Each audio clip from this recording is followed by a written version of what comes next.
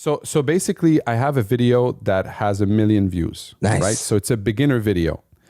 So now I can be thinking, all right, so that worked. So I do what?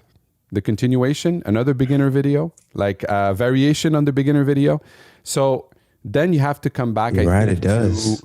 to what do you really want to do with that channel? And also, I think Mr. Beast can just put a face on a thumbnail and just say, I did that. Right now, he's going to be pushed. He's got the luxury of success, but he did the grind, right? So it's not like he did the grind. But I will never be a full-time YouTuber, but I love YouTube. I understand that. It's finding the balance between the metrics, the business side, and also like something you're inspired with and you want to do. Like you want to, let's say I have this idea. I have this crazy idea now that I want to do. I want to find a way to mix self-defense and salsa. And I want to do it like an old school 80s self-defense video, like really filmed, like really bad. So real quick, like, that sounds amazing though, because it's creative and it's different. And that's really, it's unique is what it is. That's very unique. No one else has done that. And I imagine not many people have thought of that. I think it'd be funny. It'd be funny to have like a woman in the alley, but like with this guy with a kimono coming in and giving some tricks, but they're all like salsa moves, but finding a way to shoot it like a really bad, like an 80s instructional with like the really like a karate guy. Like I just can see it. I just have to script it and convince some people to do it with me. That's it. There's a YouTube channel of this guy who, it's not the same thing, but like he does like comedy self-defense class. Have you seen it? Yeah, it's Master Ken. Master Ken, bingo. Yeah, I gotta say, yeah, exactly. Yeah. And it's pretty funny too. That's funny. Yeah. And he has loads of views. Enter the Dojo show. The thing with you have a YouTube channel, right? Yeah, definitely, yes, sir. So what is the subject of your YouTube channel? What do you do? So originally it was just a podcast. So every Wednesday, at first I was able to get guests every week. So I probably, up until like maybe COVID, I had a guest every week. And then I started branching out doing questions and answers. So like, the last video I just did was social anxiety on the dance floor. So just questions like that, I'll find a question, I'll answer it. So it's me interviewing those salsa, bachata, kizomba, and Brazilian Zulu dancers.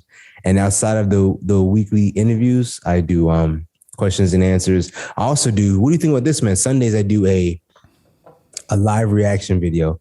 So I'll go on Instagram, I'll download like 3 or 4 videos, and I know you've seen just like those reaction videos. Yeah. I'll react to just some videos. I do that on Sundays. You're a salsa dancer originally, or? I started with salsa, yes, sir. Yeah. Got it. And what do you have like background? What's your dance background? I could not dance, and I started taking salsa classes. I've been dancing, so I'll be 31 this year. I started when I was like 21, but so zero background in dancing, zero background. That's awesome. Yeah. And when did you have the idea of doing the podcast and the YouTube channel? 2019. Gary V. What? That triggered it? Yeah, triggered it. He I don't know. He hyped me up, man. I was like, man, I love dancing. So I started a podcast about it. Okay. Now, I think like just to go back to the YouTube subject, which is interesting. So let's say if you create an audience base, right? So you have this audience base that actually start to like your podcast, right? So then you're going to have to, let's say if we're talking about only metrics. So let's say you do a comedic video, right? Because you think that you like it and you have fun doing it. It could go both ways. It could be like, wow, you develop a new niche. But then if you think about it, if you made people laugh with your video and then they come to your channel and then they see something very intellectual or something more on a conversation based, they might feel, oh, that's not what I thought it would be, right? So you're wrestling with these ideas. So I'm trying to expand that bubble slowly. And sometimes I feel YouTube is saying to me, stay in your lane. You say you're a teacher, teach, you know?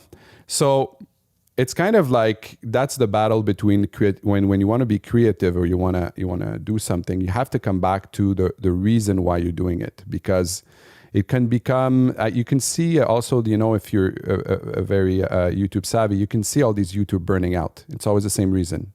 I felt blocked in, like I've been doing tech reviews and I'm just pumping out those tech reviews. Yeah, they do well, but so they're doing a lot. They get a lot of views, but their everyday grind is a miserable grind.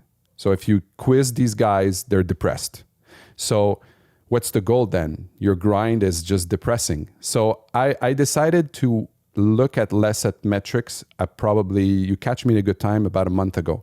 So about a month ago, I just stopped looking at metrics. I just decided to do what I feel that is helpful to my students, what I feel that I think it's funny, you know. So I love YouTube, so I think I consume a lot of YouTube content. So it's coming back to the reason why we're doing this, right? So I feel that if, let's say, a video inspired you, then that inspiration has to move to another place where you create something and you have fun doing it.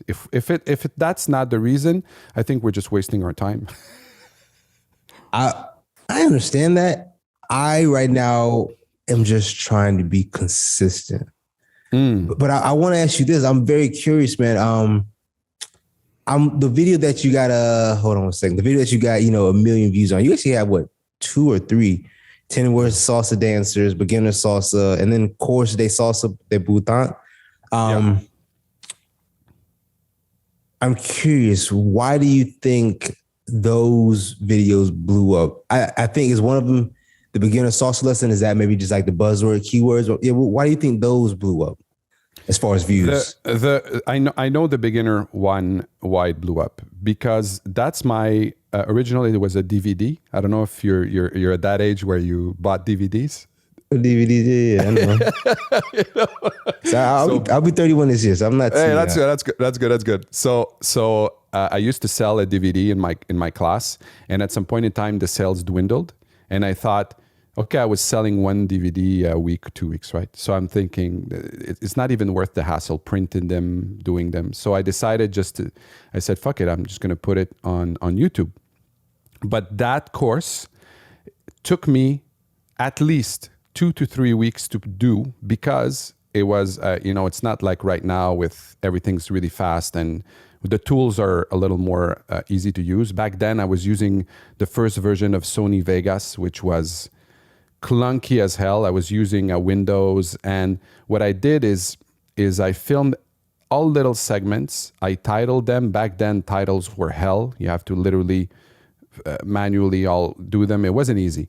And I did the voiceover after. So I scripted everything and I prepared everything in a way where everything that is important to say to a student throughout the years that was focused within a video. So it was scripted. It was a lot of work. So that video, I think, is doing well because it's very well made for the eyes of a student. Like, you can see all the angles of the feet. I put X on the floor, the breakdown, the explanation, the way it's set up. I think that's why it does well. And originally, my channel wasn't monetized. And now it is, but I woke up a bit late. I probably lost a couple of $1,000 doing that because I didn't want to monetize my channel, because I thought, I don't want to get into this. Like, I don't know why I was thinking that way, because it wasn't like a business model at the beginning, a business venture. And I ran the videos, and then I thought 500, it's not monetized. What the hell? It was already like 500,000, and then it hit 1 million. And those videos are the ones that produce the most money. So like, real quick, yeah. I'm sorry. I just want to add, man. That's 35-minute video with 1 million views. That's pretty cool. That's pretty awesome. No, for sure. And I think the second video was a satirical one where I just created a parody of all the possible dancers that are on the dance floor. But they come out of everything I heard on the dance floor throughout the years, right? So I know these dancers, and some of them annoy me. I was one of them at some point. Everybody knows them. So as soon as that video went viral. Like on YouTube is 1 million, but I put it on Facebook too. It went 4 million. It was even more viral. And from then on, I was like, okay, so that I think is just struck a nerve into the community, because then I was, let's say if I would go out where people were talking to me about that specific video till this day, all the time. There's like, the 10 guy, the dancers and stuff like that. And I wanted to do it in a very, the other thing why it helped, there's no speech. I think that's an important element. It's the element of Mr. Bean. It's just like physical kind of comedy. So that it appealed throughout the world then. So you don't have to speak English. Everybody understood what the hell was happening. Tell me this real quick. You were born in Canada or no? No, I was born in Moscow. Okay, Moscow. Okay, Russia. Yeah, yeah. Are you Russian or? I'm part Russian, yeah. Okay. And did you grow dancing at all? Not at all. Like you. I just woke up one day. Somebody brought me into a salsa pub and they showed me this, and I'm thinking, what the hell? I did not know it existed. I had no dance background. I'm more of a musician, so I have music background, but no particular dancing skills. Okay. I know you did an interview. You sent it to me with another gentleman that maybe goes over your backstory. So I want to ask you maybe some more specific questions. Tell me this, man. Tell me about your beginner stage in learning salsa. What was that like for you? From what I remember, it wasn't particularly hard, because I come also from a martial art background, so that was helpful. So when I started to train, I saw it like discipline. Like you go to classes. I tried to do as many classes as possible. I would rehearse at home. I would call friends.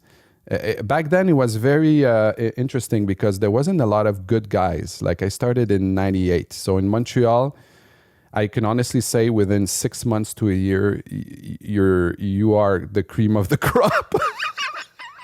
The bar was fairly low, So then after the 6th month, 2 friends of mine in the dance troupe decided to say, you'd want to join the dance troupe. And I thought they were crazy, because these guys, they had previous dance training, like ballet and all that stuff. And they were in a dance troupe. And I said, yeah, we need a guy. I knew it. I'm not kidding myself. I knew there wasn't a lot of guys to pick from. And I was pretty easy to work with. And I wanted to learn hard, like show me the goods, So I was in the let's say in the system fairly early. So within the year, I was doing shows already. I probably wasn't that good, but I kept grinding it. So that was the beginner stage. Very, very interesting times in our city. Yeah, it's very different. I joined a performance team as well, but that wasn't until maybe like 4 or 5 years in. And I want to say that I improved the most when I joined that performance team. Yeah. Just from the fact that we practice so much. So I think that's something that I think and I would love to hear your thoughts on this, man. Maybe for somebody who feels like I don't say like they're getting tired of classes, but maybe they got to the point where maybe they're starting to not gain as much benefit from a class. I would say maybe join a performance team next. What do you think about that? Yeah. Yeah, I think that there's many reasons why people take classes. I can see a lot of my students that take classes for just the fun of it, the social part of it. So let's say those are one kind of clients. They can take classes forever and they'll still be happy.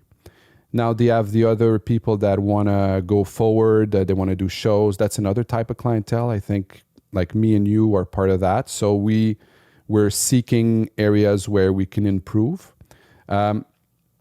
Lately, I had a conversation with a gentleman on Facebook, and I told them, if you feel that salsa in your community or your city, you're not learning anymore. So let's say you're plateauing in salsa. The first thing to do is to train your own body. Like forget dancing with somebody. So then the world opens up. You have African dancing, you have ballet, you have tap, you have I did a bit of Irish dancing and all that stuff. Let's say if you're doing it not for the reason of becoming, let's say, this Baryshnikov, it's like you're becoming this wonderful ballet dancer. No, you're doing it for the sole purpose of 2 things. First, to train your body, Because if you want to perform, that's the best ideas. After a while, doing patterns between you and me, like how many patterns do you want to teach me? Like, right? This, and the second and most important reason is to be able to handle yourself as a person. And the camera just shut up. And also it expands and feeds the salsa, right? So whenever it's twofold, right? There's the technical aspect and how you feel. So the technical aspect is very cold, right? So you can train in whatever, right? And become better at handling your movements, your body. You can just stretch, The second thing is how you feel. So just by taking another class, everything changes about salsa also. I felt it many times. I lived through plateaus many times. And just I could take a class that has nothing to do with dance, and my feelings about dance might change also. I can become a student of anything, and my feeling on teaching changes because I'm receiving something on one end, and then it feels good, and then I become a student again, and then I become a better teacher. So I think the psychological aspect is also important, because that's the feeling of plateau is very subjective. Very. I understand that. I think, like you said as well, like, what are your goals? So I definitely understand that. There was a couple of things you said, man, but let me ask you this.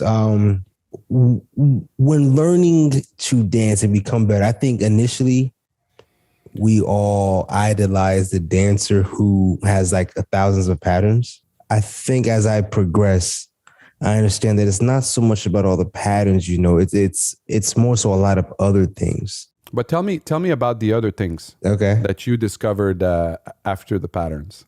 Okay. So, all right, real quick, I'll say Mr. Mario Hayazaki, man of 1,000 moves, that 1,000 patterns. You know him? Good guy. I had him on the show. Good guy. Awesome.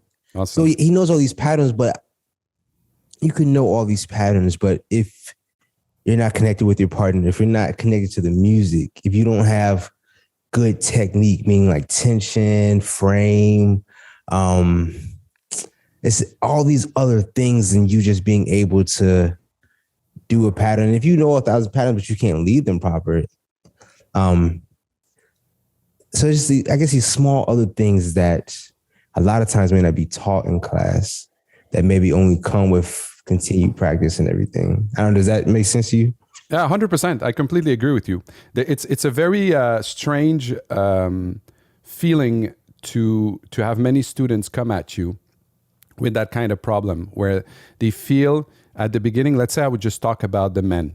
So the men will feel that they don't have enough vocabulary, and the different pressures that they feel or self-inflicted. So they think that they'll be boring. For example, one feeling is, I might be boring. I need more moves. Teach me more moves. I will comply, my friends. I will comply. I will teach you moves till your body drop. I don't mind, because that's, I think, I see it like a bell curve. So you want more moves, more moves, more moves, more moves. Then you hit that peak where you still want moves. And then you're starting to realize, damn, like, why? It's like, and then you come back that bell curve, and at the bottom, what do you like? My reaction was, I wanted to. I was taking, let's say, privates from Tito Ortos, from Rodrigo Cortazar, and all these guys like that I really respect. And I was just asking them, how do you do your left turn? How you do your right turn? How you do your Puerto Rican basic? How do you do, like, I want to know, how do you move around the stage? Like, just your steps. How do you, I didn't want to know moves, because I knew that this is gold. Like, I want to, what I have in my head what are the basics. I wanted to compare my basics with their basics, with people that I admire and respect. And I know, like, for example, when I teach, what I like to do, and I do it all the time, and that's a reflex. I never watch somebody do a move. I just look at their steps. The steps will tell me way more than the arms.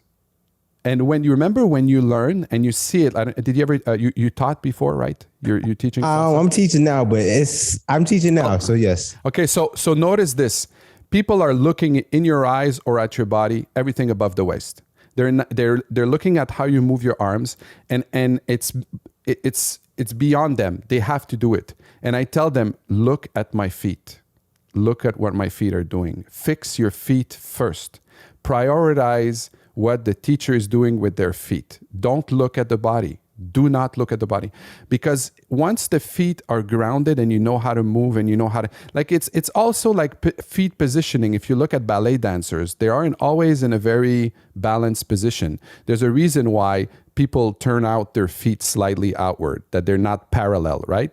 So all this makes elegance and all that stuff like really gives you a nice look. But at the same time, there's a physical reason why we do this that way. And once the feet are fixed, the dancer is way more solid. And I say that to girls also. They'll feel more solid and they'll feel less at the mercy of a bad lead. They can cover his butt. You know, it's like they can hide his mistakes now because they're rock solid on their feet.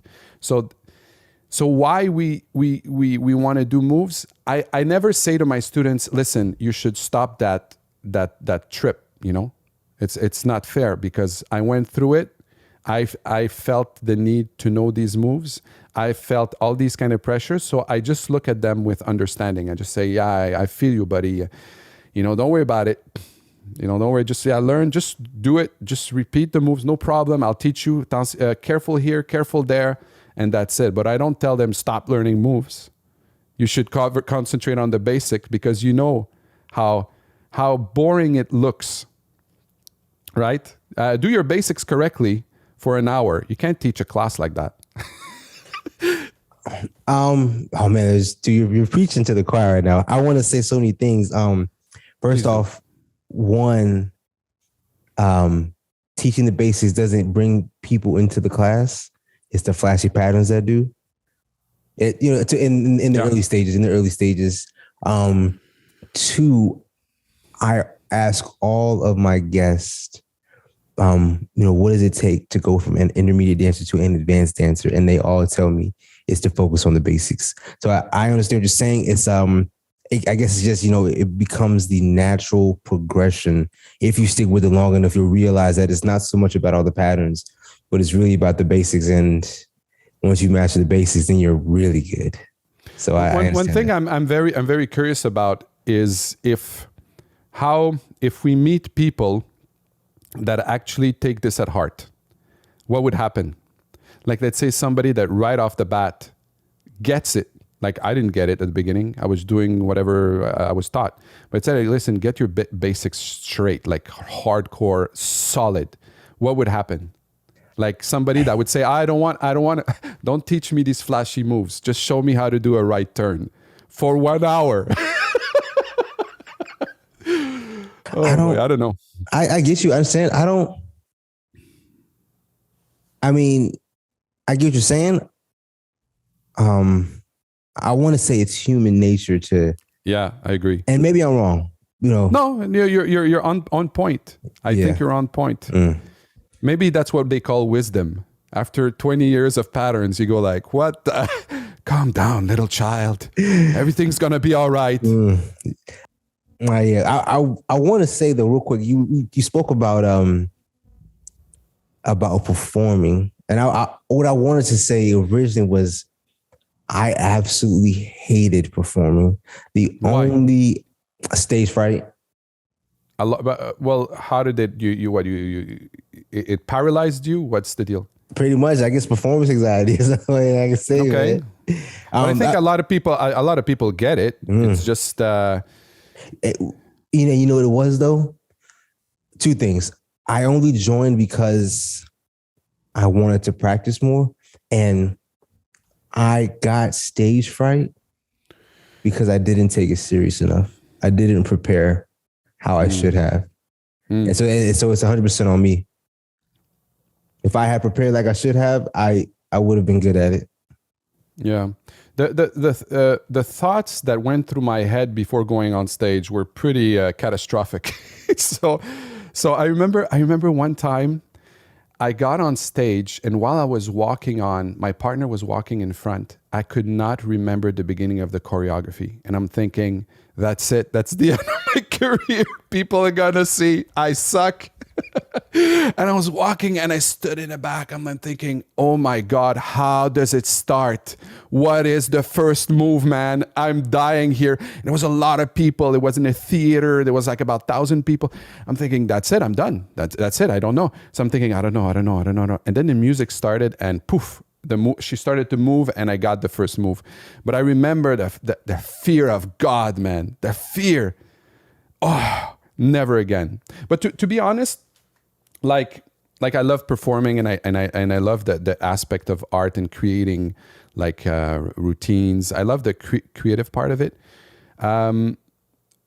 Performance is something that I don't miss. Like once I had my 2 children, I just stopped all the dance troops performance and stuff like that. Just it didn't make sense because that's the part where it costs you the most time and money. It's not the place where it's very lucrative necessarily, unless you're like the top dogs in our domain, right? Where you make a living every weekend, where you have now you're talking, right?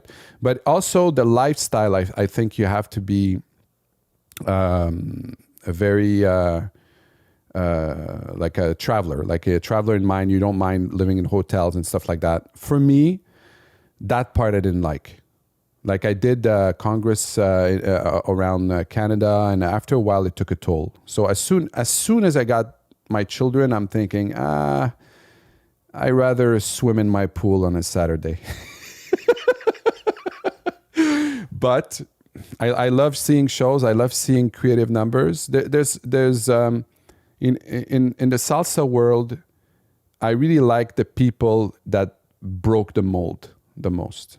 Like every dance troupe, every that does a bit of theater, it's like mixes styles that I love. The typical salsa routine, I can honestly say I am bored out of my mind. Like I can't watch one more typical salsa routine at all. I don't watch them. But people that push the envelope and do creative stuff, that any day, I love it. I understand what you're saying completely. And what I noticed that more so in Kizomba. And what I mean is that from the outside looking in, watching a couple dance Kizomba may look like them just walking around. And I can understand how I watch some performances and I'm like, man, this is super boring. But when you see the performances that actually stand out, it breaks the mold. It's like, wow. And I guess, they're unique. They do something different. So I understand what you mean. And it can be difficult. And I guess that's what makes art maybe difficult, is that it can be probably easy to copy someone else. But when you find like the truly talented and they're able to differentiate themselves, it's really magical. So I understand that. I like when, like a piece of art, any piece of art, when you look at it, and for, let's say, 2-3 minutes, you forget that you exist.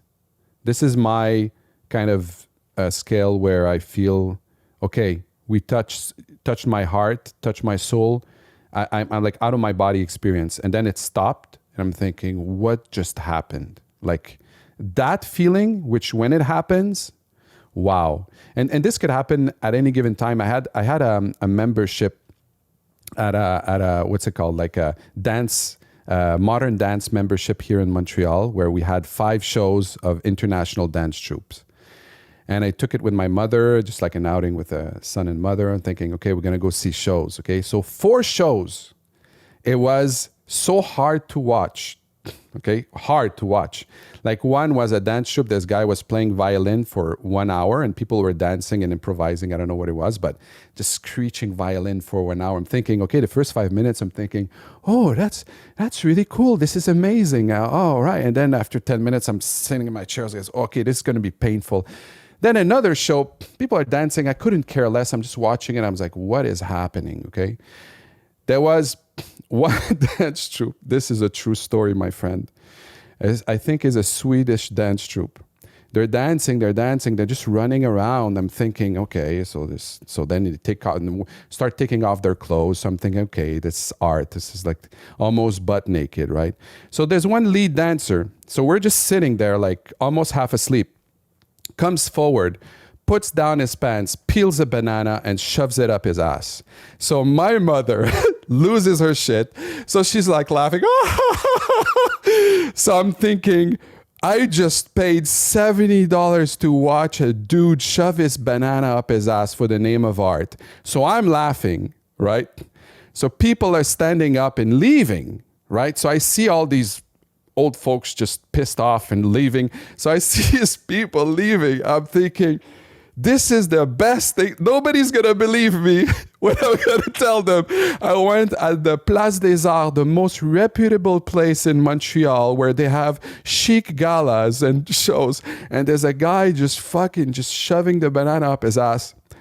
And he was just looking at us and his banana was in his ass. I'm thinking, what is this? I had to find it on the internet and send it to my friends because they didn't believe me. There's no video of it, but there's an article to prove what I was saying. Then, okay, that was one story of that. So I don't know. It just marked me. I'm marked for life. Then there's another dance troupe called Grupo Corpo. Okay, Grupo Corpo from Brazil. Okay. So these guys are ballet dancers originally, and then they did a number which is like a hybrid of tango, old Cuban music. You can find them online. I can't remember exactly, like Lucina. It was a piece where it was just two couples dancing, and there was a run of basically like 8 two couples dancing, just doing a show. They come in on stage. They did 2 moves. I bawled for 45 minutes. I could not stop crying. And I honestly, I did not, it was, again, you know, that out-of-body experience where you see something that touches you profoundly. I did not know the dance troupe. I had no expectations at all. I just thought it was going to be boring like the other 4. Maybe there was going to be a banana involved. I don't know. And then it just shook me. And till this day, I remember that feeling of beauty. I think it was beautiful, original, extremely athletic. There's no way I bend that way. And all that made it so till this day I remember. And I think I'm not seeking this because it's unseekable, but when it happens, wow. Thank God these people exist. I just love it. Love it to death, you know? And I think more than like I can consider myself a teacher first, but I'm a very big fan of art. Like I love art, music, dance, nice painting. Like I just love these things. I'm curious.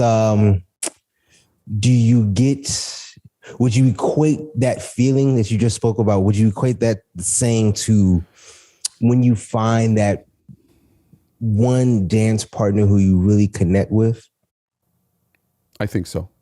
And I'm pretty sure any dancer who's been in this long enough understands what I mean, where you find that one dance partner where you both just fit like a puzzle piece. And yeah, I completely agree. Yeah. And it's funny that person, it's funny how we relate to people on the dance floor, right? We can have that beautiful connection with that person. We're dancing. We're like, this is like out of this planet, like the perfect tension, like the one you like, right? And then the music stops and you look at her and you say, thank you very much. It was a really nice dance. And she answers, so it's weird that hold on. I'm confused. What happened? I'll tell you this story. Okay. So what were you dancing with? What was it? No, but I feel that I'll tell you this way. Okay. So let's say if you're looking for a partner to dance with in a performance, right? So you're looking to a partner to work with. Whatever your impression of her while you dance with her, right? Whatever it is, we have this greatest connection, blah, blah, blah, blah, blah. It's going to be wonderful. Please go take a coffee with her. Because your impression on the dance floor is one, but the personality and the way you guys gonna vibe out, the values, the way you're gonna work might be very different. So that's why you see a lot of drama, because people don't go through the steps of literally meeting each other. Like, who are you? Like, how do you work? What do you like? What do you do? What are your values? Not an interview, but like getting to know somebody. That's why I feel that the connection on the dance floor is something that has nothing to do with the personality of the person. You can get it wrong at the end, right? So that's why that little moment of 5 minutes that when we dance, that's the only thing that exists. After that is hi, bye. That's how I see it. Like I will be as open to this as possible, but I will not read into it, right? I won't put something on it, like thinking, oh, that person is this and that. Then we can have a chat. For example, if people are looking for a relationship during dancing, that connection is not... I was gonna say, I need to hear this a long time ago.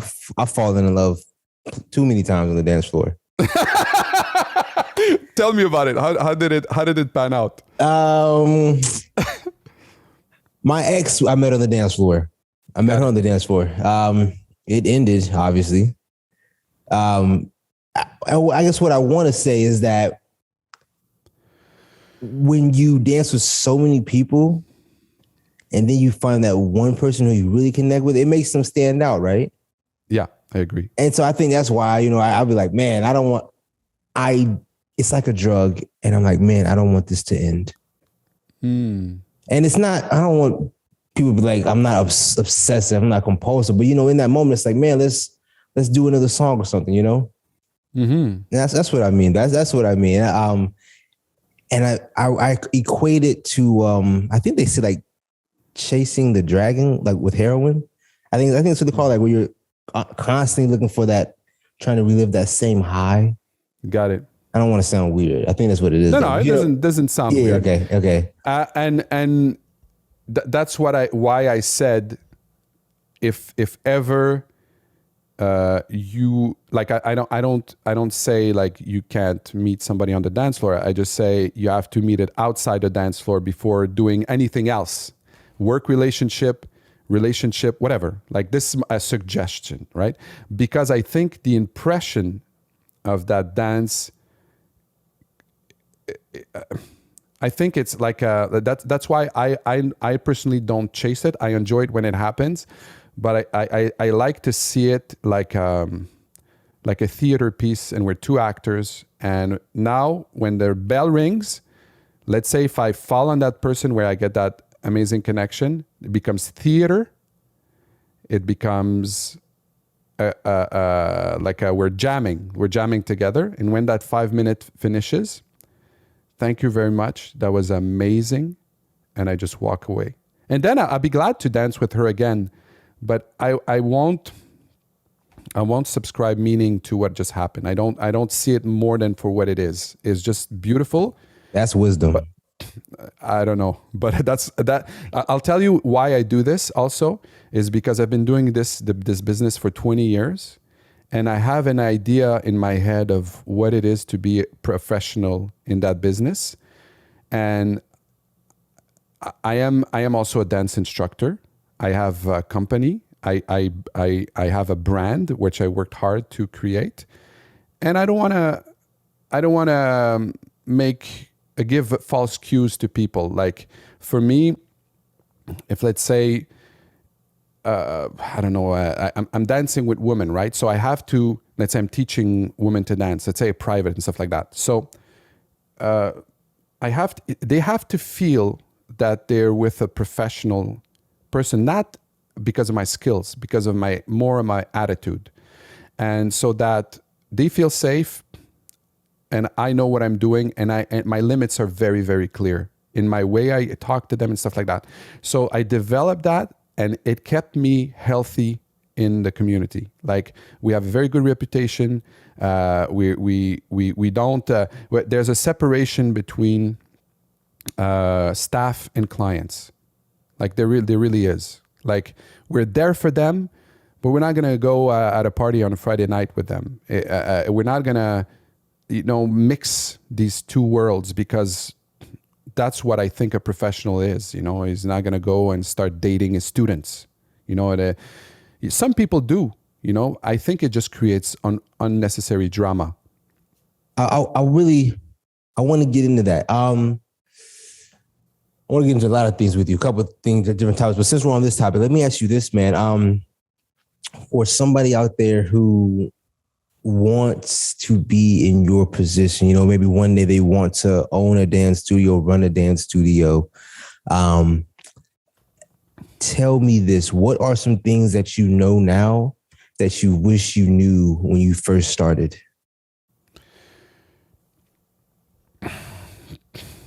And I guess, don't shit where you eat would be one of them. I understand that. Yeah, no, for sure. Let's say if I put myself in a situation where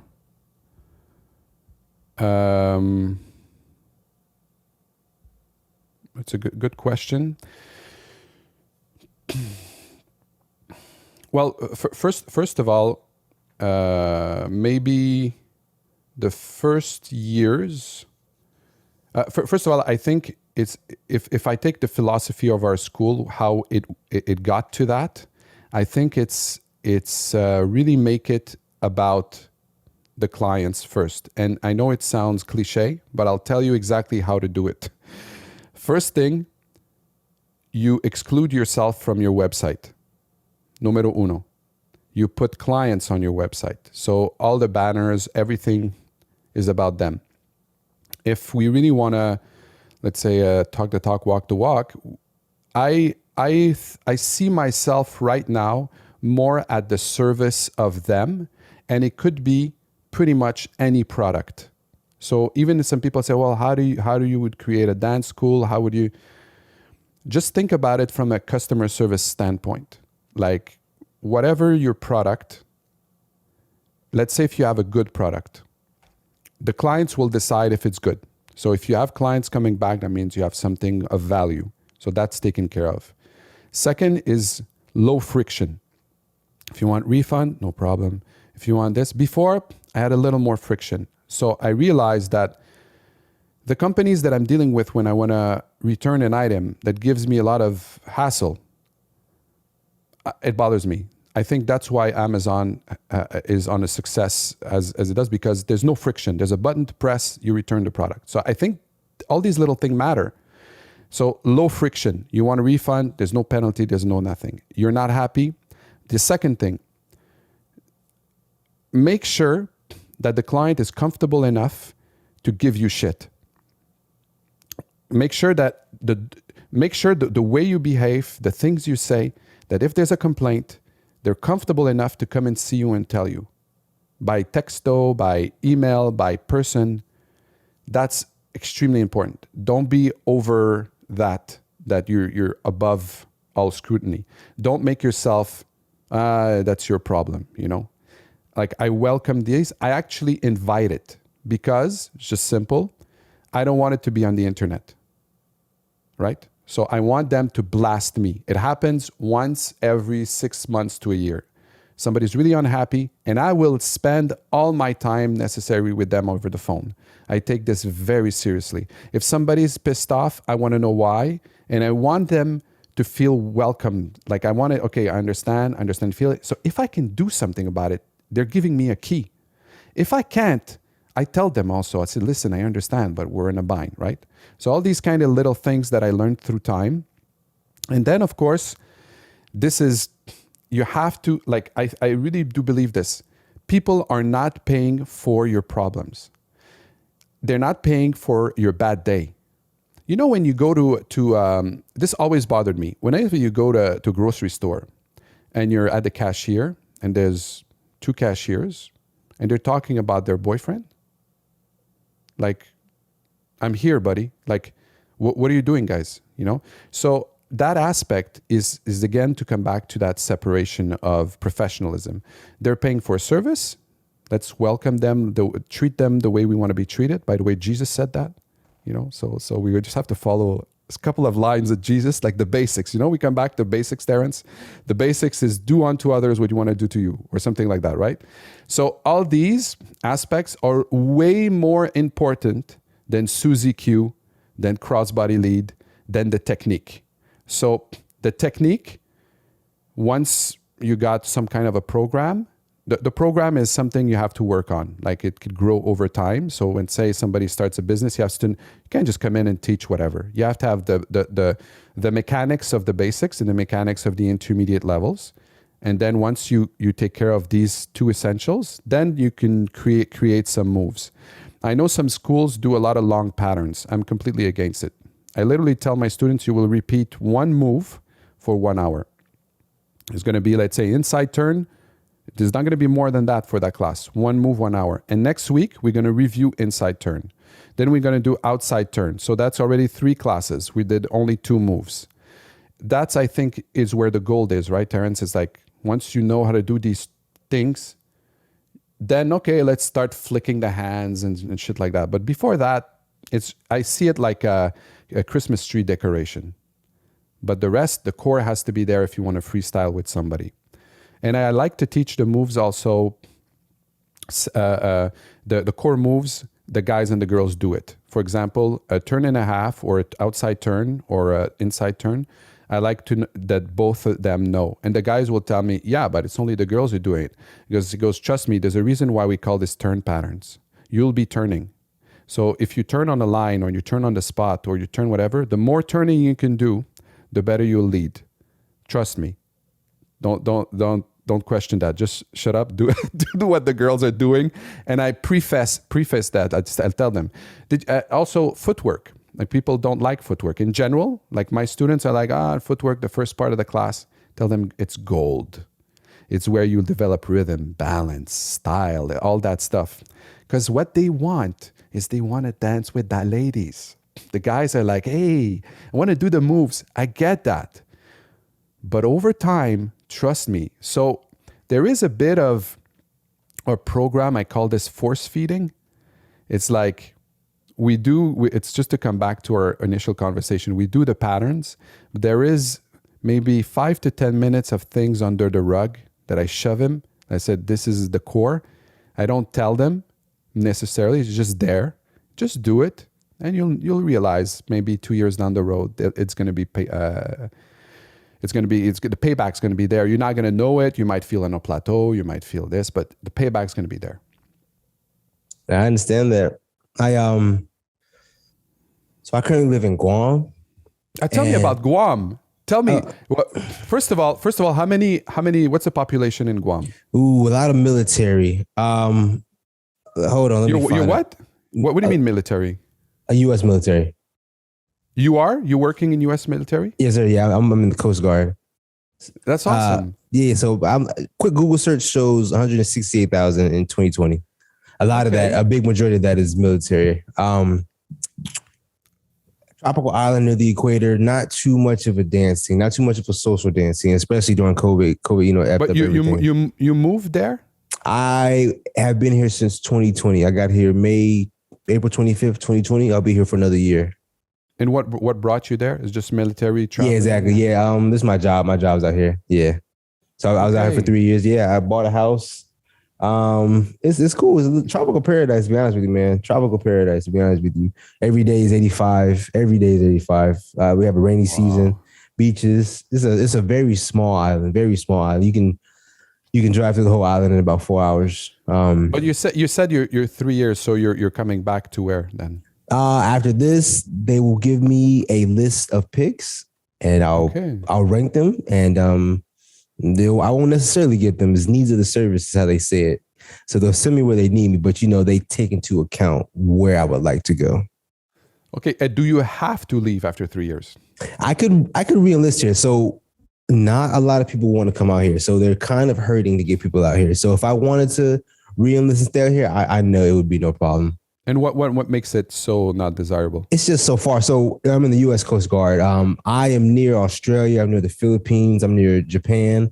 It's just so far from the mainland. So not a lot of people want to go this far out, Got it. Yeah. And you chose out of many places to go there? I did. I had California as my number one and Guam as my number two, but I'm glad I got Guam.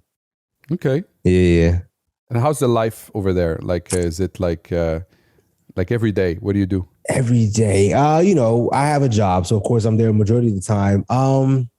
As far as the people, the culture, I never got to experience, I guess, island life. Mm-hmm. And so if I were to describe this to you, I would say it's very laid back. The people who are very nice, very generous. It's not a third world country, but there is a lot of poverty here. And the issue that I'm noticing is that because there's so much military, it raises the cost of living out here for the civilians. So right now, the military pays for my housing. I get about $2,900 a month, $2,250 for rent, and then $750 or $700 for utilities.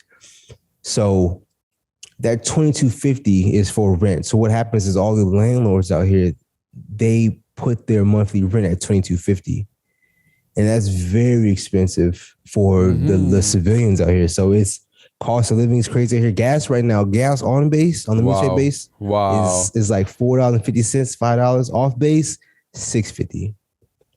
So yeah, it's a big difference. So a lot of the locals, they have family in the National Guard just to get them access to the military base. If you don't have access to the military base, I don't know how you can survive out here. It's very unfortunate. Do you feel that the locals see you guys as not animosity? Or no? So I'm gonna be honest with you, man. Yeah, there definitely is some of that. Back in World War II, Japan conquered Guam and did some terrible things. I don't know the year. I forget the year, but they did some terrible things. The U.S. came over and liberated Guam. So they're very appreciative for that, very appreciative of that. But what has happened since is that the U.S. government has started to take a lot of the land and use it for their military operations, and that the locals aren't really fans of that. Even so much as to, they'll take like the prime real estate, and use it for their military functions. And, of course, that's going to make people upset when you have another entity coming to your island and then telling you where you can and cannot go. So it's kind of like a double-edged sword. Guam is heavily dependent on tourism, but also heavily dependent on like the U.S. military. If I'm making sense to you. Yeah. Yeah. So it's how do I say this? A lot of mixed feelings. What I want to say. There's a lot of mixed feelings about the U.S. military. Some appreciation, some animosity, some hatred. If that makes sense. And you're teaching salsa there? I was teaching salsa on the military barracks. I'm sorry, not the military, on the military base. I need to advertise it more, but the turnout wasn't the best. I need to advertise it more because I know there's people out there who want to do this. I would teach a class at the USO, and the most I've ever had is like maybe 6 people. But what I want to say is that there's this Filipino guy, very good. I've been dancing for 10 years. I don't know how long he's been dancing, but what separates me and him, and I know you know this, just because you're good at something doesn't mean you're good at teaching it. So 100%. Right. So your proficiency in a skill does not equate to proficiency in teaching. And so he is good at teaching, as well as he can teach the follower. You know, he can do the lead part, obviously, but he can teach the follower. So I'm very appreciative that he lets me come to class for free because I'll be honest with you, I'm the best dancer that comes out to dance. So he lets me come for free because I can help out. But I realize where I'm lacking because I damn sure can't teach followers like he can. And you know, I'm talking right now, but it's really cool. I wanted you brought this up earlier about the turns, leaders learning like the followers turns. Some of the best dancers I've danced with are proficient in both leading and following. Yeah. So I definitely understand that. And he's a really good, really nice guy, really kind guy. I love it. He teaches twice a week and I'm there every time. I love it. I really enjoy it. Have you ever tried? To follow or just in a social, just to put yourself. Oh, definitely. Definitely. Yeah. It's I'm heavy though, man. I'm a heavy follow. You know, so I gotta. No problem. And you know, it's just I have to get over the gender norms. Something I have to get over in myself. But I've definitely in my 10 years, I've definitely attempted to follow. I just have to get over myself and my own ego, I guess. No, it's just an interesting feeling to let all the decisions go and try to read somebody. It's that I like. So I understand that completely, and I am amazed at very good followers at a high level, because as a follower, you give up control, and that is something I struggle with. There's something that one of my top dancers told me once. She said to me, at a very high level, dancing becomes a conversation. And I told her, what do you mean? She goes, like, I understand the image, right? It's a conversation. She said to me, sometimes I could suggest a move to the guy in the way I place my body. So I'm thinking, okay, so she's hypnotizing me. I would call that subtle back leading, but not, like in a good way though, or hypnotization, whatever you want to call it. No, but I mean, she's at such a high level, she can like subliminal suggesting or something. Yes, it's more like a conversation. Also, like she said to me, if there's a move that I don't want to do, I don't do it. For example, if the guy wants to triple, quadruple turn me, if I just want to do one turn, he won't be able to do the rest. So it has like that kind of subtle, not say backleading, but just like understanding of dancing at a very high level, at a high pace, where she can influence also some moves in the way she styles, the way she moves, the way she places her body. He goes, listen, if I do this, or I hold myself, or let's say guy starts to spin me, I just decide to do one turn, and I go, oh, that's very interesting. I never saw it that way. That is very interesting, and I never. Yeah, that's actually super eye-opening, and it actually gives control or power in a good way back to the follower. If she doesn't feel comfortable with something, then she has the ability to stop it. That is high level. That's very cool. Very cool. When I danced maybe 10 years ago, I liked very powerful connection, like very strong connection. And over time, I had a class where, I don't know if you know the girl, Anna Masakote from Masakote Dance Troupe. So back then she was doing a lady styling retreat, and I went to it. I registered to the lady styling retreat. We were basically two guys and a whole bunch of ladies. And I remember there was a leading and following instructional, and I was leading, and she looked at me, and I remember she took my hand and she went like this, and she said, relax your arm. And I'm thinking, my arm is relaxed. She goes, not enough. Then she shook my hand again. I'm thinking, what is happening? So she's like, no. She goes, relax your arm more. And she said the sentence that changed my way of dancing. She said, is all this tension necessary? And I looked at her, literally went back home, changed all the way I dance. I dance extremely relaxed right now. And I always trying to figure out the minimum amount of energy that I can do with a partner to make the move happen. Then what I say to the guys, I say, listen guys, the first complaint that the lady will do at the beginner level, they'll say the guys don't lead enough. So when you start dancing, lead more, push more. So I'm literally instructing the guy to be a little more tense, but I know that they're not doing it, and most ladies are back leading because of it. So I want to kill the back leading and say to the ladies, chill out, and guys lead more. But after, when they hit the advanced level, my philosophy as a move should be a suggestion. You should not pull the arm of the girl like crazy and destroy her. It should be, you're already opened up in a crossbody lead. Why do you need to push? She's going to cross, right? So it's like kind of like that. I'm trying to mellow them out afterwards. But I think, again, it's like a bell curve. You need to make them understand that they have to have a bit of physicality at the beginning, and then that physicality has to tone down. It's almost like any kind of sport. When we start any kind of sport, we exert too much energy. We're tense, we're stuff like that.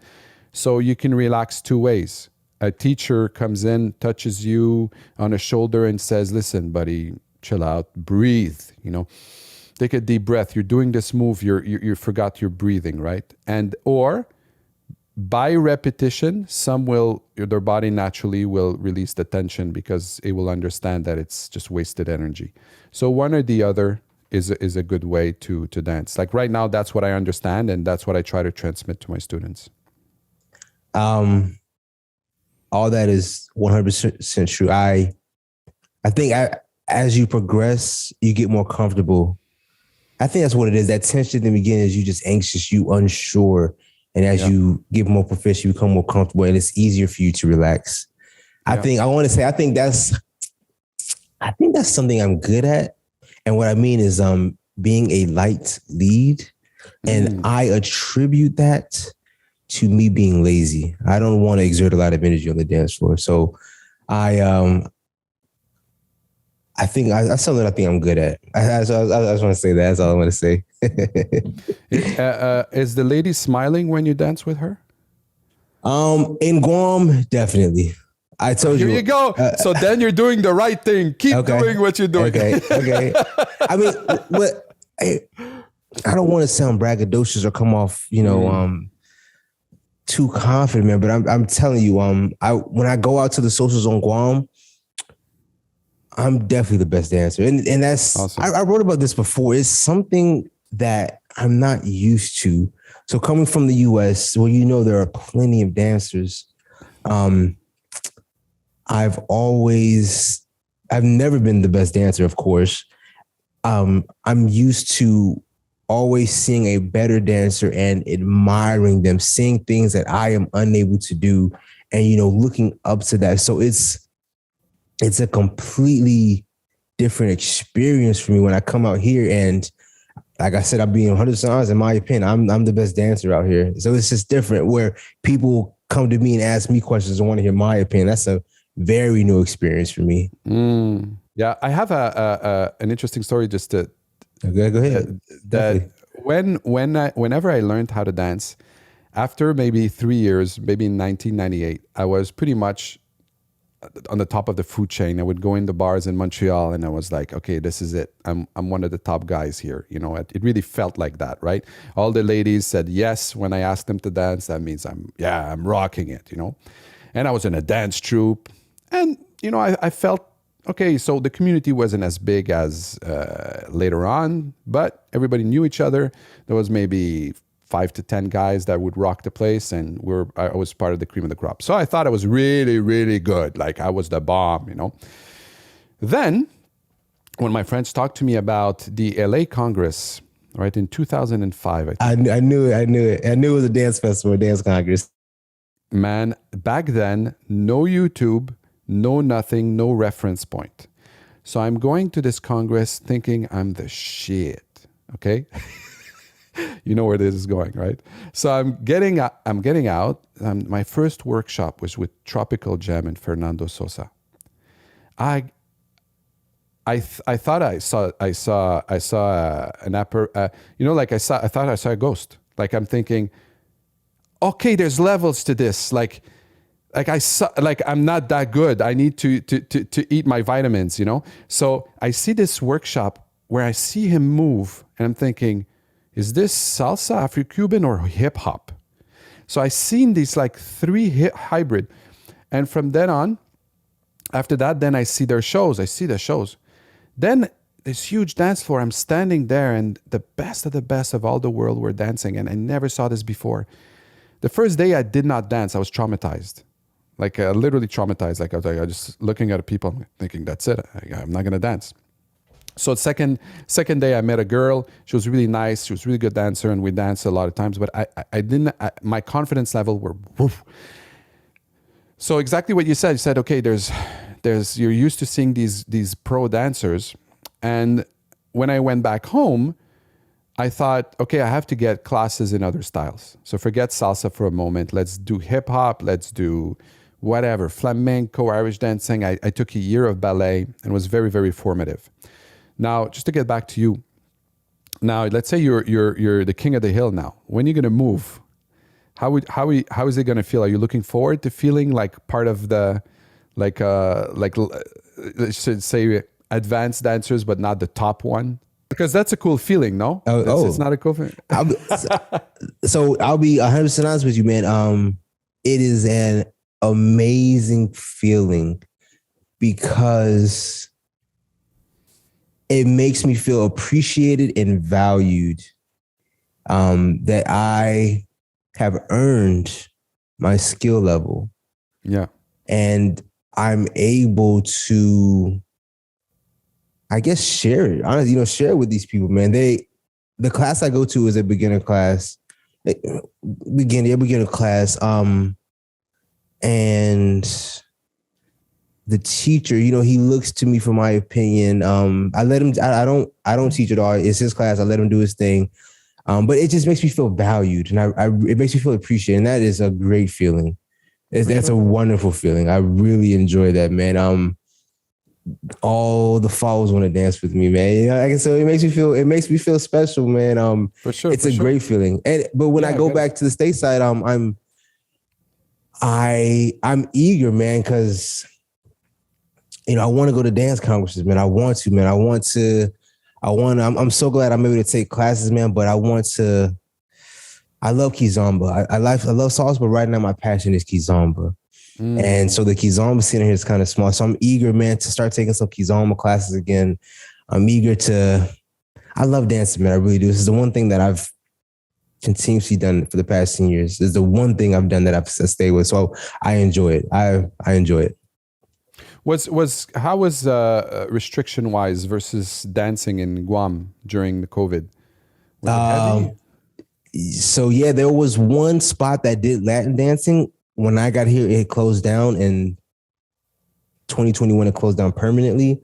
So no classes. And as far as COVID restriction wise, they shut stuff down, man. Obviously, face masks. They've opened up recently. Things are getting back to normal, as of recently.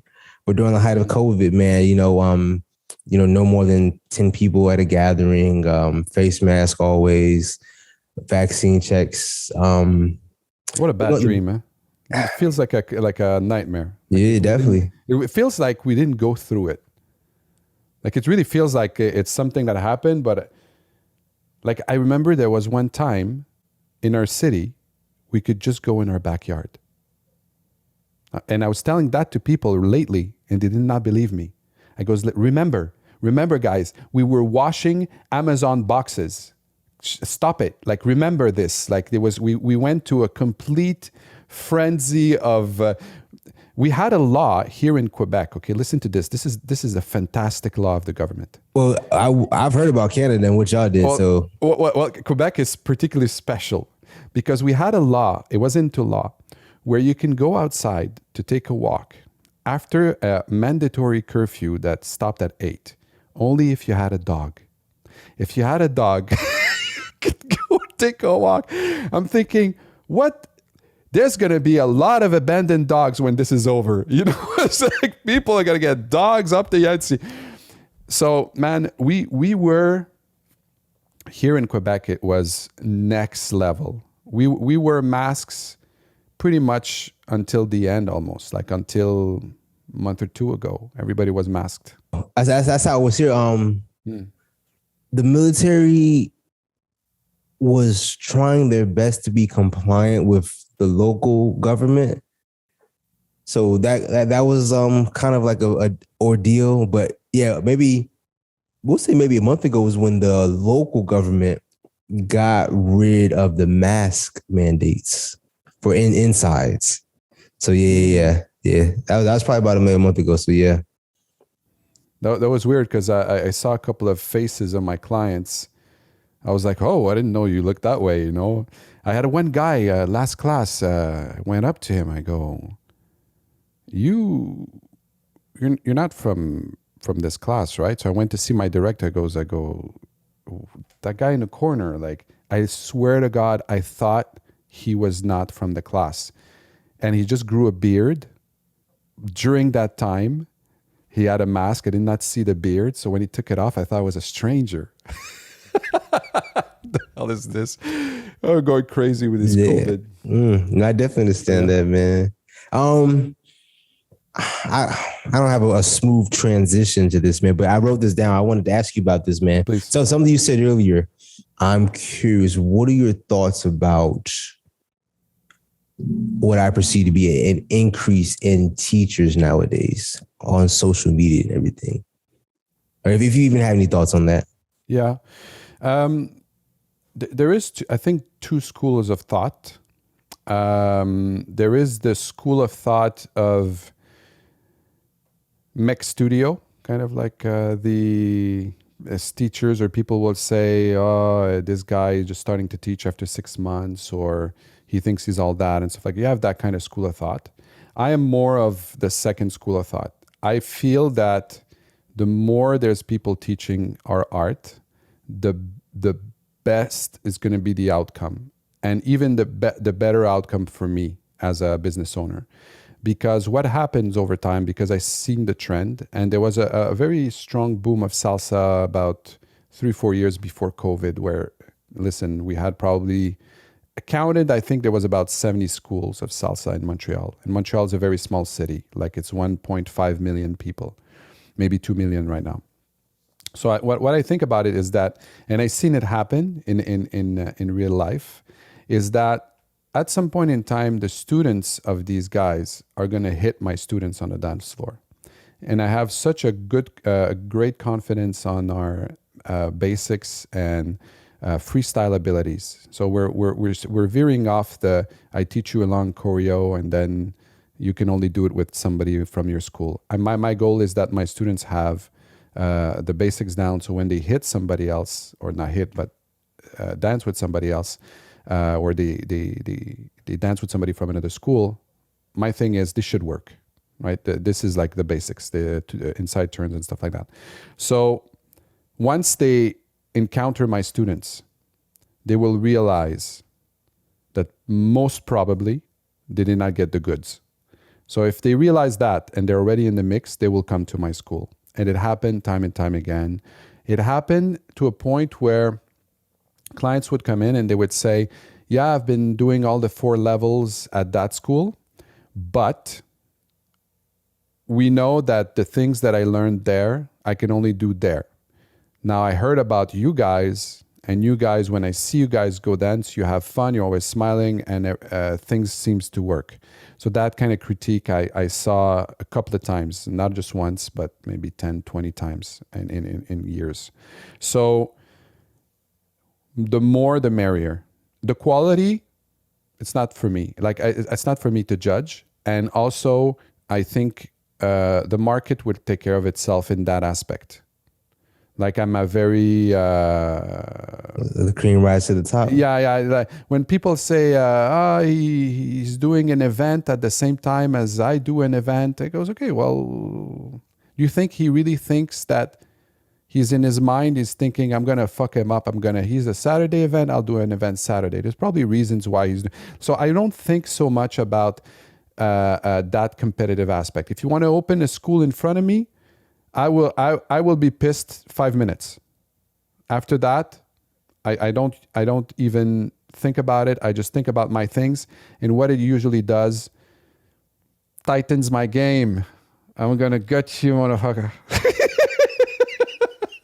I said the competition brings out the best. No. Sometimes you fall asleep at the wheel. You're like coasting. You're like, everything's all right. And then boom, COVID hit. Okay, so what do we do? So it's just the market forces, right? Some people had advantages in some aspect when COVID hit, other didn't. But what, I'm going to cry about it? Like, I'm going to be like, oh, he's lucky. He's like, I remember I said that to a friend recently. I said, the people that were set up online, the people were set up already to take out food. They're already set up. They don't have to struggle the first months to understand what the hell is happening. They're already set up, so they have a competitive advantage. Good for them. Good for them. Lucky them. I didn't think of it, right? So for me, it took me about 6 months to get my online offering in gear. 6 months, because I was kind of like, like waiting, what's going to happen? Are we going to reopen? And then I realized, oh my Jesus Lord, I'm half depressed. I'm anxious. I don't know what's happening, but I'm not doing shit. So now it's time to work, right? So yeah, so I'm all for as many teachers as you want. Like it's also good for the art, right? Even if it's taught half-ass, it's still good for having dancers on the dance floor, introducing them to salsa. I'm all for it. I could understand both lines of thought. Because I was hesitant to teach because I understand how big of a responsibility and an impact a teacher has. So I definitely understand both trains of thought. I understand that to where, go ahead. But I mean, there's nothing. Let's say if you're ready to teach, and that's what you want to do. There's nothing stopping you from doing it. Meaning that, let's say if you reflect on it personally, and says, listen, I need to get a bit of skill. I think it's a big responsibility. That's extremely valid points. I think teaching for me, I completely agree with you. Like it's no joke. It's a job. Like you have to do it like attentively. You have to be professional. You have to, you treat it as an endeavor, as a job, as a mission. Like my mission is to make you better and make you happier. That's it. But let's say if you just want to do it, the wonderful thing of our Canadian and American system is you probably traveled and you saw it. There is cities and countries, if you decide and you have a brilliant idea, you can't do it, right? You're fucked. You have to stay home and plow the grass, or you'd say you have only a couple of ventures, or maybe you're a woman and education is not valued and you're right away limited. That's why I celebrate that. So if some people say, this guy opened a school, good for him. Open schools. I don't wish no ill feeling on my competitors, no ill feeling in I don't spend time thinking about them. I do my thing on my side. I'm happy. My clients are happy. That's my contribution. What advice can you give to someone who feels like they're stuck in a beginner's rut? Mm-hmm. The plateau thing, the plateau thing, I think happens at many levels. You agree, right? So that feeling comes back creeping. You don't know when it's gonna come, but it comes, and then you feel you suck, right? You the self-talk is negative. I'm not learning anything. I suck. This and that. So, what are the ways of getting out of it, right? So there's possibly a therapy, right? A good therapist. Putting yourself in learning mode of something else. Maybe a pause. Like when you're trying to create a piece, or let's say you're trying to create something. It doesn't have to be dance. And whatever you're trying to do, the flow is not there. You're like struggling, the flow is not there. So now sometimes just taking a pause, not taking like a pause of, I stopped dancing 6 months. Maybe take a week off. Come back with a fresh new eyes, Sometimes a good talk with a teacher. The teacher's you express that feeling of staying in a rut, of sucking. You're like, it happened to me. Like I do Brazilian jiu-jitsu, so I'm telling you, I'm not there yet. So I feel like a beginner all the time. I think like I've been doing it for 7 years. I'm looking at some moves. I go, Jesus, I thought this is so simple. How come I didn't see it before? And so I look at it from a perspective of something just of a feeling. It's not a technical aspect. It's a feeling aspect, because the technical aspect, it could be graded. It could be talked about cold. Like let's say, yeah, you still have your right turn is not perfect. You can work on your right turn. But that's not the question right now. The question is the person has that feeling of being stuck in a rut. Then you take care of that feeling. Take care of what the person is feeling. And sometimes it could resolve in a very quick teacher-student conversation in putting things in relative perspective. I'll give you one example. Yesterday, I had a conversation with a guy. He says to me, you know, when I do things alone, when everything works out, when I hit my partner, it doesn't seem I can do it. I don't seem to remember moves, yada, yada, yada. So first thing, the guy tells me this. This is something I heard all the time. So first of all, I make a video YouTube about it. There's a video that talks about that aspect. Why do I do that? Because every guy that goes through that feeling feels alone. Feels he has a special ability to not remember things, right? So I tell him, listen, buddy, if I teach you a new move that I just created, next week, I have no idea what I taught you. Like literally no idea. So he goes, looks at me, he goes, that's like if it wasn't true. I goes, okay, step 2. Okay, guys, who has a memory problem here? Doesn't remember the moves from the past class? Everybody raises their hands. So I go to the guy, he goes, you see what happens? Everybody's in the same boat. Don't sweat it. Don't spend 1 second of your psychology thinking you're special. Don't hit yourself over the head. Everybody's doing the same thing. I went through it. And then smile comes back. The joy of dancing comes back. The guy loosens up. Now he's telling jokes. It happened to me yesterday. Exactly that same scenario. Every time the scenario happens, I do the exact same things. I make guys raise their hands just to... It feels more communal. It feels like, oh, okay, I don't have a problem. And just within that conversation, if the guy has the balls to come and see me and tell me this, no more problem. But if the guy doesn't do that, then maybe it lasts 10 weeks. So sometimes there's a little conversation, like I have the best interest of my students. So I'm there for them and I let them know, yo, nothing's wrong with you, buddy. So hearing that, boom. Sometimes you say you have a plateau. I go see my teachers. Go, listen, man, I'm really discouraged. It feels like I'm getting murdered on the mats here. Everybody's submitting me. I feel I'm not progressing. He goes and he tells me something. He goes, listen, yes, yada, yada, yada. He talks to me.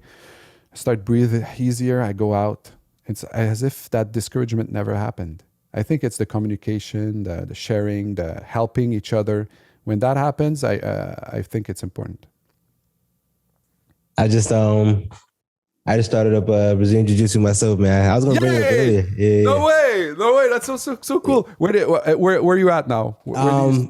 This is gym called Atos. Yeah, I know it. Yeah, it's with Galvao. Yeah, Andre Galvao. Bingo. Yeah, his gym. He has one in San Diego and he has another one in Guam. Do you get teachings directly from him? No, one of his students, Professor Mike. I don't know his last name. I don't know his last name, but yeah, exactly. Yeah. Mm-hmm. Man, that's another podcast. Another that we could talk about this all day. I just started. I maybe have 4 or 5 months underneath my belt, so I don't have the 7 years you have. I'm still new to it. Man, this awesome that you started. This is such a revelation for me. For me, I'm like, I can't explain how amazing Brazilian Jiu-Jitsu is. Like, I feel that it's very close to dance. The only difference is that there's a lot of more resistance in Brazilian Jiu-Jitsu. But I don't know. I'm happy that you started. I'm happy for you because it's very life-changing on many aspects, like on emotions, on how you feel. It gets you fit like no other sport, like no other. Like you fit all over the body. So it's really, really cool. You do it how often? I've been doing it twice a week. I go to the morning classes. Perfect. I enjoy it. Yeah, that's awesome. Mm-hmm. So you're gonna soon mix the two. So maybe what you mean? What you mean by mix? I have the idea. The self-defense video. We have to get you in Montreal. We'll do like an armbar stuff happening all the time. Oh, that's I so mean, I'm with it, cool. man. Yeah, I'm with it. I'm with it. How do you feel I about enjoy it? it. How do you feel it? How do you feel about it? Like, what's your in 4 or 5 months of getting smashed on the floor? I'm getting smashed a lot. What do I feel about it? Here's what I'll say.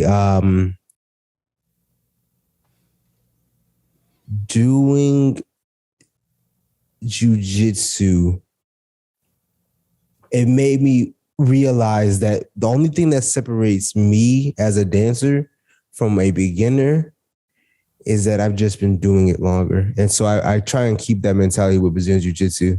Yeah, you're right on. Yeah, I do it for self-defense. I don't want to compete and all this other stuff. To be honest, I don't want to compete. I want to do it for self-defense. So I recognize the benefits, and that's what's keeping me going. For sure. Yeah, and yeah. how did you get introduced to that? What makes spark the idea of going towards My coworker's a brown belt. He's actually pretty good too. So it's the owner of the gym, Professor Mike, and his right hand man is in the military with me. So yeah, brown belt, Mr. John Minnow, cool guy. I love the guy, super cool guy. He's a brown belt. He loves it. So, he recruits everybody to do it. So he found a way to get me involved in it. So yeah. The people are so chill, huh? Definitely. It's like a brotherhood of chill people. Once you strangled a couple of people on the dance floor, or not the dance floor, but the mat, should I say? See how confused I am? It's just like people are just laid back, it's chill, there's no anxiety, everybody's happy. You come out of the gym, you're like, wow, it was just a great workout. Man, for me, I started when I was 40. I went to a couple of gyms, shook my teacher's hand, and I trained till this day and never stopped. And that's the best thing that I do in a week. Like for me, going to train for myself, it's like the best experience. And then over time, you just repeat, bring your body there, get your first blue belt and purple belt. By the time you know it, you're a murderer. Real quick, I wanna add, man. John, my coworker, the brown belt, man. Yeah. I understand why you say by chill, because had he never told me, I never would have known. And it makes you realize you never know what someone's capable of just by looking at them. Oh man. We had a competition, island-wide competition, and John Minnow, my coworker, he won double gold, his weight class and absolute. So Nice. He's certified killer, man. Such a nice guy, and it's just like, had he never told me, I never would have known this guy was a killer. You know what I'm saying? So it's just crazy.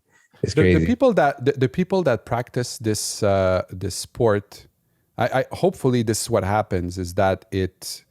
First of all, they're used to confrontation. They're used to physical confrontation. So whenever physical confrontation might happen, it doesn't throw them off as much, because sometimes when you don't practice a martial art that is pressure tested, you have a skewed view of what is possible.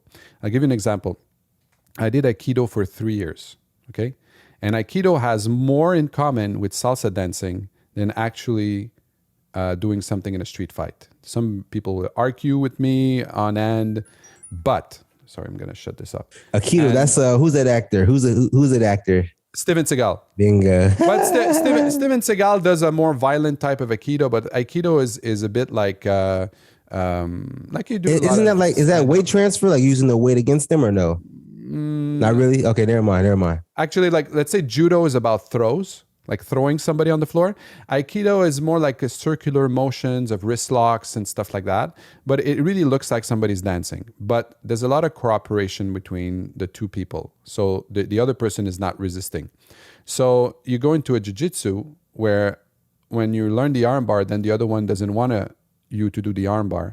So then it becomes the challenge of trapping the guy and armbarring him. And then you get used to being in a scuffle.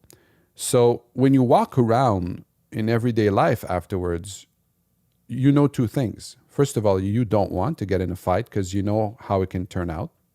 Second, you know how to fight. You know how to handle a body if it happens. So in these two instances, your demeanor already changes. You don't feel as threatened right away. So if there's a fight going on and stuff like that, you look at it from a less anxious eyes.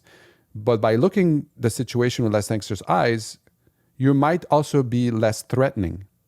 Like somebody would boast in front of you, say, "Oh, you want to fight?" Hey, listen, buddy. The last thing I want to do is this. I got kids home. When I get back, I need my job. So that's how I think right now. But before, I don't know. Maybe you have an illusion. Yeah, you can take on somebody. Maybe you can. Yeah. This is what I would do.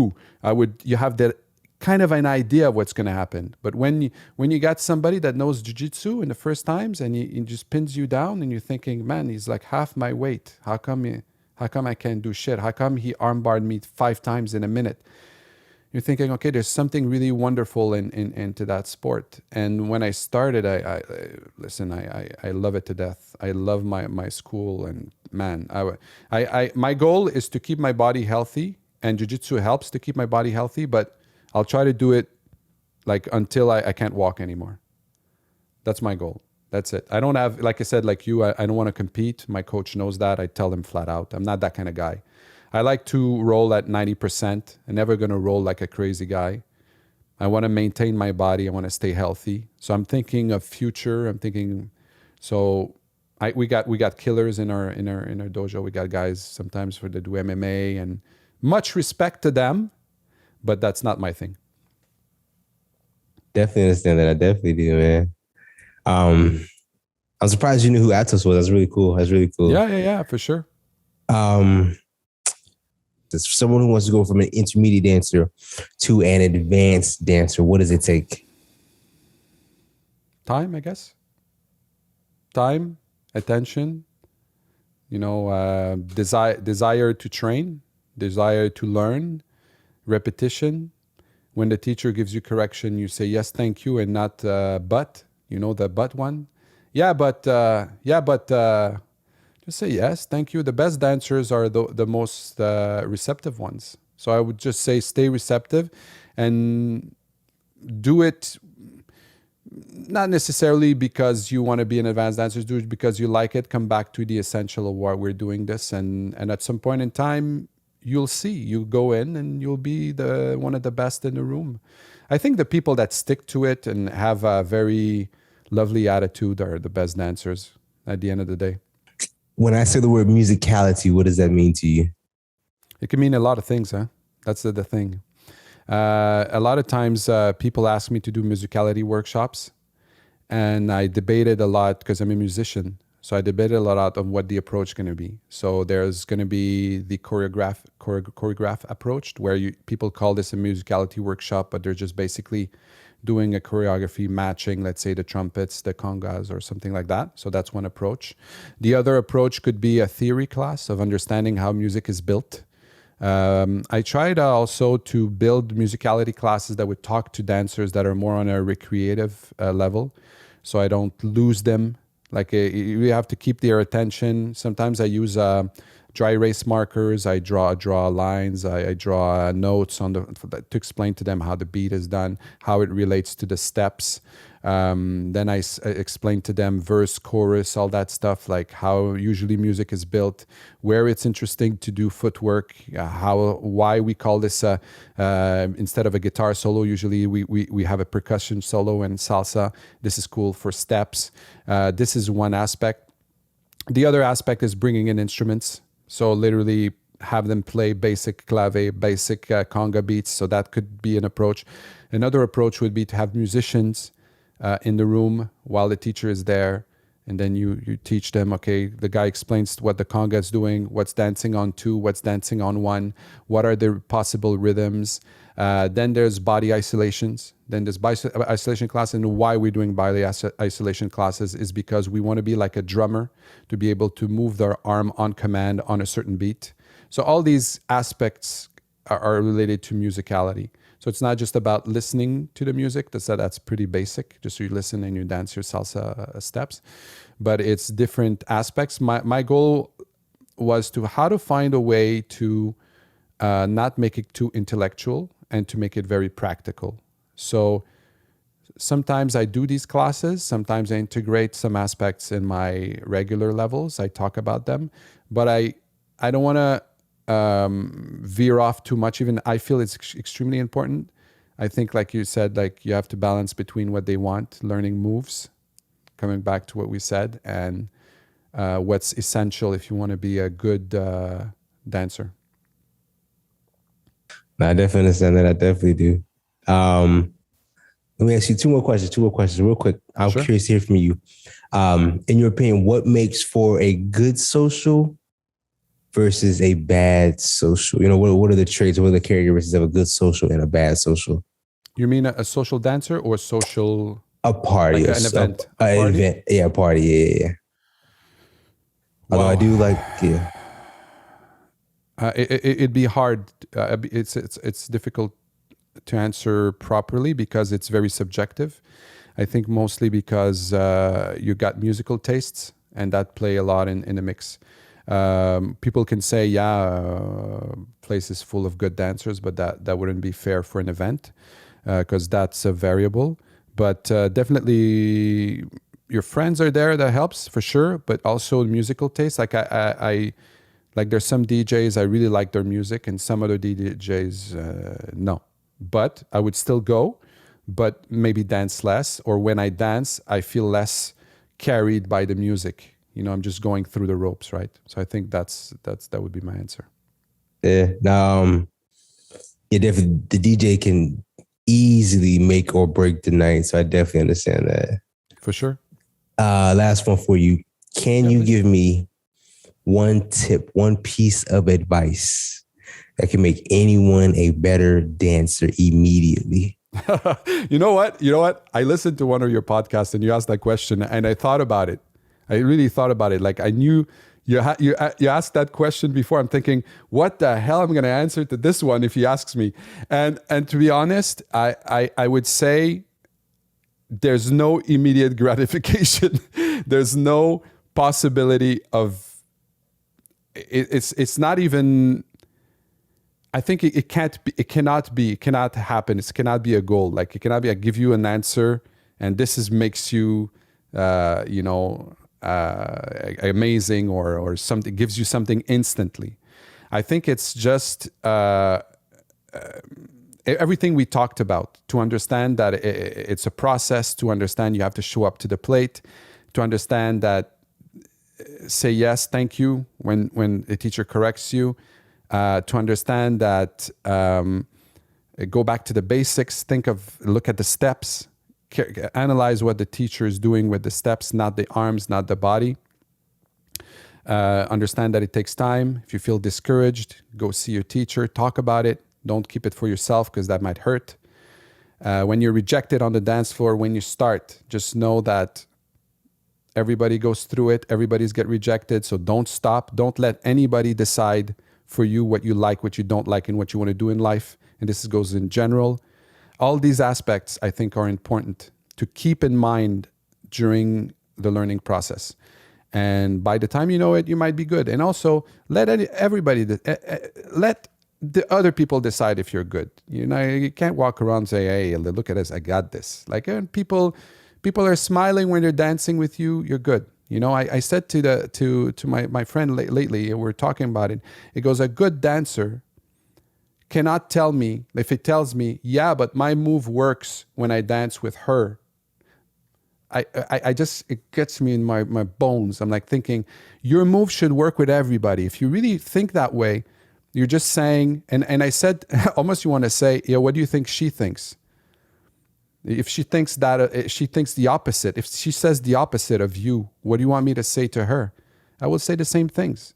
I will say, your move should work with the most people as possible while you relax and chill out. Just do the moves and try to stay connected and trying to figure out why it's not working. Take it upon yourself. Tell, what can I do to make it better? If the move didn't work, ask the person, why you didn't feel my hand? What's the problem? You know, that's the way you become good, right? So all these things, I think, but it's not time sensitive. It's more like a mindset. Two things. One, life advice from Father Ilias. I appreciate it. Two, real quick. It's gonna end real quick, but tell me, what are your thoughts on "It's always the lead's fault"? What are your thoughts on that? Are you, like 99% of the time it's the lead's fault? What are your thoughts on that? I think it's the best way to approach it. I think that during the exchange, it's the best way to approach it. It's the most constructive way to take 100% of the fault. It doesn't matter if it's true or not. It could be false. When somebody tells me in a class, look, come here, fix him, he's doing something wrong. The first thing I do is I fix the person that is saying that. Because I know she can improve on some aspects. It's not true that it could 100% his fault.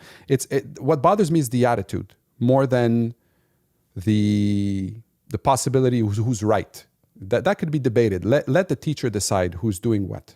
Let me tell you, because you got me fired up. Because I really I don't like that attitude from my students. I don't like the attitude of,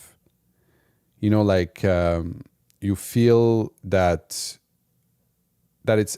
you're not humble. You're not I don't think in my whole life. Of course, I thought sometimes somebody else was doing something wrong, but I try to shut that conversation in my head, actively. So whenever it happens in me, when there's judgment or stuff like that, I try to shut it down. I try to recognize it. I just try to shut it down. I never want to spew that in the world. So whenever some people would do it, I would literally attend that. I will make them sure that they without me telling them that's not right what you're doing. I just make them sure that to put them back in their place, right? So because I think the end message would be, because it's always more fun to work with somebody that is more receptive, smiling, relaxed, taking the corrections, always thinking about what am I doing wrong. I love when a student says, listen, can you come and help us? I think I'm doing something wrong. And clearly he's not, right? I already like that. I like that approach. But I will smooth things out between the two without pointing fingers. Now, in jiu-jitsu, they say you need to have a white belt approach all the time. Even if when you start when you have a black belt, what it means, it's a white belt that never gave up. That's what a black belt is. So when I am in jiu-jitsu classes where my coach is teaching, and right away there's higher level students that say, well, but you can do this way also, do this that way. Listen, I'm not saying anything, but I don't appreciate what is happening for my coach and for the environment. Everybody should be at that moment listening, asking questions, and just going back and just practicing what he showed. There is 10,000 possibilities and variations. Yes, you're right. You see what I mean? So I can answer this. Yes, of course, there's 10,000 possibilities. There's a counter to a counter. It never ends. But then what are we? Are we going to sit down and debate? Is that going to be the class? So I like and appreciate people, and I like to put people back into that kind of zone. Take care of yourself. Work on you. Whenever something is wrong, ask me. Don't start pointing fingers. As soon as you point fingers, you're done. I'm going to cook you barbecue. I'm going to put you barbecue. But I do it in a very polite way, but I don't take that kind of attitude in my classes at all. I don't like it. I don't think it's constructive, and hopefully these guys can grow out of it, guys or girls, I definitely understand that. Yeah. It's just not constructive, like you said. I 100% understand that. I definitely do. Mr. Ilias, I want to thank you, man, for taking time with you to talk to me. Man, it was such a pleasure, Terrence. Honestly, I did not know what to expect. Okay. You're really good at hosting a podcast. I hope I will be sharing our conversation with my followers. Okay. Maybe I'll have you on. Okay. I'll talk to you on my podcast. I have no issues. I'm hesitant that I would be a boring guest, but what? What are you talking about? I'm I feel more at ease, more comfortable asking the questions than being on the other end. I asked you questions. Yeah, I mean, I guess you. You're a good. So you've interviewed people. I have experienced plenty of times the people who forget that it's a conversation and they'll talk for 10 minutes straight, and it kind of, it's not the best. It's not the best experience. Yeah, so I appreciate it when it becomes a conversation and not so much talking at for me. Sure. Yeah, I feel the same. I feel the same way. Mm-hmm. I feel the same way. 100%. Yeah. So you were a good guest. I really appreciate it. Oh, thank you, my friend. Thank you, of course. Friend. Yeah. And I wish you the best for your podcast, your salsa endeavors, your jiu-jitsu. The funniest thing is that we meet on a mat and we roll together after all this salsa conversation. we end up rolling. So right. Let's keep in touch, and it was really a pleasure to talk to you. Of course. Really, thank you for having me on your show. Of course. Real quick. Three more questions. This last one though. Yeah. Do you have any upcoming events? Anything you want to plug? Anything you want to share in the Greater Montreal area? Yeah, no, for sure. If ever you come down to Montreal, Greater Montreal, we have our school, Baila Productions. We do events all the time. So bailaproductions.com. If you want to learn online with us, it's bailasalsaonline.com. If you want to listen to our podcast, it's Baila Room. You can find it on all Spotify, Apple Music. And if you want to just, binge on free, funny, instructional videos, you just type Baila Productions and find a channel on YouTube. And there's plenty of videos. We just hit our 500 video mark. I don't know how we got there, but it's a lot of videos, but they're all free for you guys. That's awesome. I guess you kind of said it, but real quick, how can people reach out to you? How can they get in contact with you? Sure. Just a website, bailaproductions.com. Email info@bailaproductions.com. As well as Instagram and Facebook too, sure. Right? Yeah. Sure. Facebook, Instagram, TikTok. Yeah. Okay. Awesome. I'll when I post this, I'll make sure I put all your links in the description. I got you. Thank you. Of course. And I want to talk to you after this. So, Mr. Ilias, like I said, I thoroughly enjoyed the conversation. I really appreciate you taking the time of your day to talk to me. Thank you so much, Mr. Ilias. My pleasure. Of course, man. I think this is good for this episode of the 2FP podcast. Thank you so much, Mr. Ilias. Take care. Bye-bye.